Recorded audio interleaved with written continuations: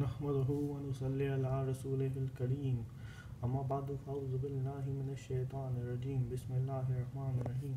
Today I will talk about Richard Dawkins and how he claims that there is no God because the universe uh, must, if the universe has a creator, then since it's so complex it must have a creator.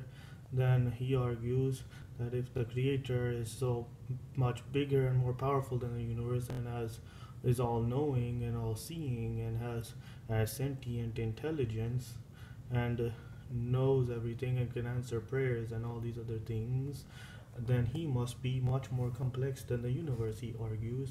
Therefore, he too must have a creator ad infinitum. He argues instead that the universe came from something simple, non sentient, and evolved this way. But there are several problems with this theory. First of all, no one claimed that God is complex.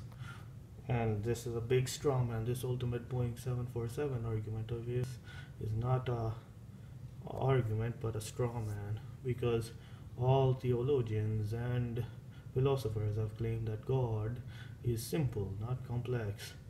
And to disprove his theory and simple, let's assume that something simple created the universe, something non-sentient and non-intelligent.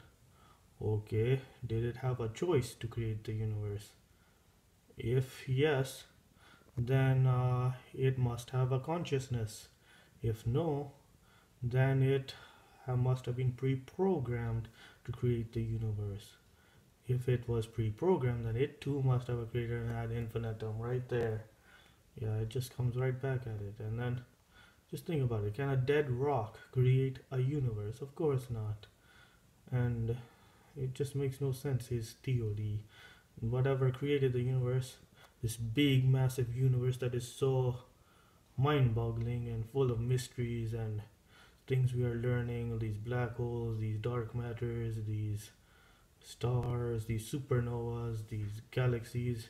Do you really think something simple could have created them? No. Whatever with no intelligence, do you think? No, it's a product of intelligent design. Whatever created the universe must be all powerful to create these massive objects and this massive universe, and it must have be all knowing because it knew how to create this massive universe with massive amount of matter and energy, and he must have known how to create the universe and known its intricate details and mysteries. So he has to be all powerful, he has to be all knowing. Two attributes, main attributes of God right there. And he had a choice to create the universe. And choice indicates consciousness and free will and also personhood. So this being must be able to also communicate with us. So God proven right there. What is this Richard Dawkins talking about? And then he also tries to argue that evolution disproves God, but this doesn't make any sense because Islam is okay with evolution. Dr. Israr Ahmed and many others have come up with theories to reconcile the Islamic narrative, the Quran, and evolution. It's highly possible. The evolution can't explain where life originally came from. It only explains how life after it was originally created develops. He can't even prove where the original cell came from. He can't even create me a cell in his laboratory and show me how it was made. And he might say, oh, I am using God of the gaps argument, but I could say you are using science of the gaps arguments. You have no proof. That you say that science will one day figure it out. I say God already did it. What's the difference? You're making no valid argument there. What if science never finds out? How do you know science will find out? You have faith in science, but you can never know if science will know all the answers. You are using science of the gap argument.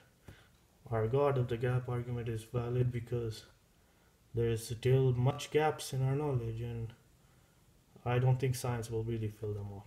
And logically, there has to be a creator, so there has to be a sentient being who created us. If he's non sentient, then I don't see how anything could exist. I don't see how a dead rock or nothing or quantum fluctuation that must be pre programmed or whatever must could have created the universe. Whatever created the universe must have knew how to create the universe and must be a sentient being with all powers.